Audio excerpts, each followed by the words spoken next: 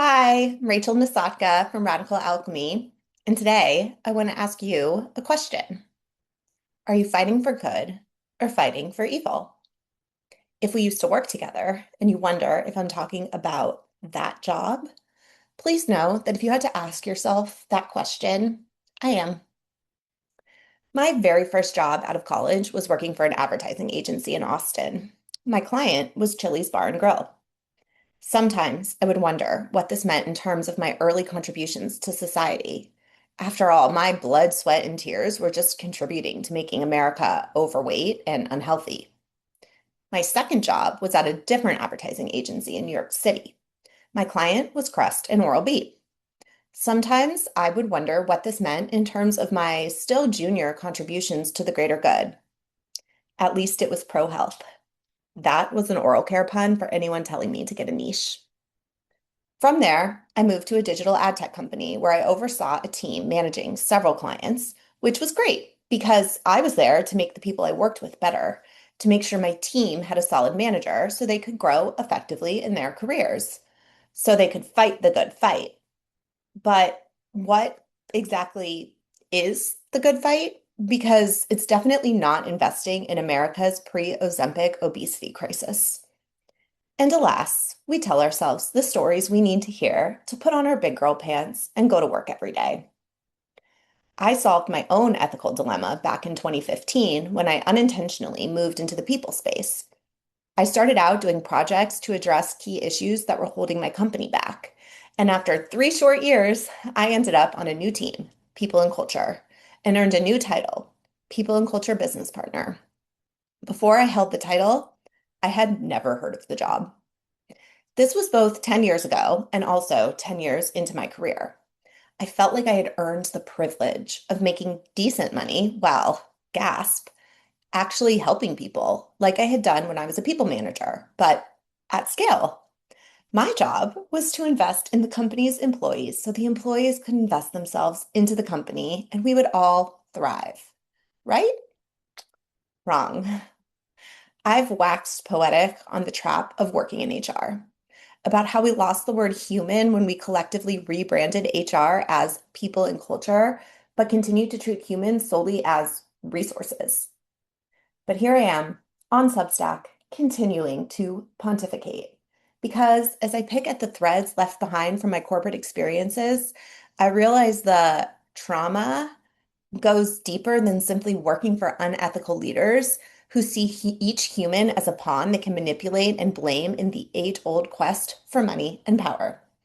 And yes, of course, part of it is working for unethical leaders who see each human as a pawn they can manipulate and blame in the age-old quest for money and power. I'm sorry. That's a tale as old as time and not something that we can blame on AI or the changing workforce. But guess what is also a tale as old as time? The little guy, the power we have in small pockets, the resolve to chip away and modernize this tale, slowly and directly. And perhaps we can sew those pockets together and make a quilt. But the first step, as always, is acceptance of the parts we play, of where we can do better. With that said, I hate to ask you this question. I do, but here goes. Do you know if you are fighting for good or fighting for evil? I'm not asking with the intent to judge or force binary labels. Trust me. I could and probably will write a whole essay about the battle for good and evil that wages inside us all. This isn't that essay. But I ask anyway because I care. I ask because I want to protect you from what happened to me, from foolishly fighting for evil while convincing myself I was fighting for good. Because as a PNC business partner, I was rarely actually investing in the company's employees so the employees could invest themselves into the company. No. Instead, as time went on and executive leadership turned over, I realized I was operating from a place of fear, of feeling the need to toe the line, of trading my values and morals for a biweekly paycheck, an anxiety disorder, and a disconnection from who I am at my core. No, but that biweekly paycheck was really nice though. And friend, I love you, but I fear you might be doing the same. Still unsure? here's a few questions to consider. Are you managing a team based on expectations from your own leadership that you don't understand? Are you consistently the messenger of someone else's bad news? Are you asked to maintain a level of transparency that feels oddly opaque? Are you promised a raise or a promotion in the future based on doing more with less? Are you a senior leader or a corporate lawyer who's expressed personal opinions about unethical leadership behind their backs, but participates in meetings or even mediations, spinning stories just left of the truth because your job is to protect the company?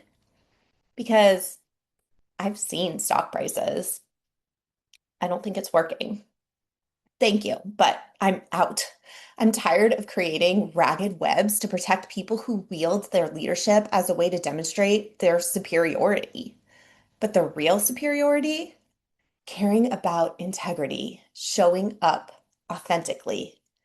Succinctly said, if you have to show up differently in different rooms, it's worth asking yourself if you are comfortable with your degree of good. And if you are ever looking to make a change, I'd love to invite you to sew your quilt to mine so we can hover together so our body heat can keep us warm.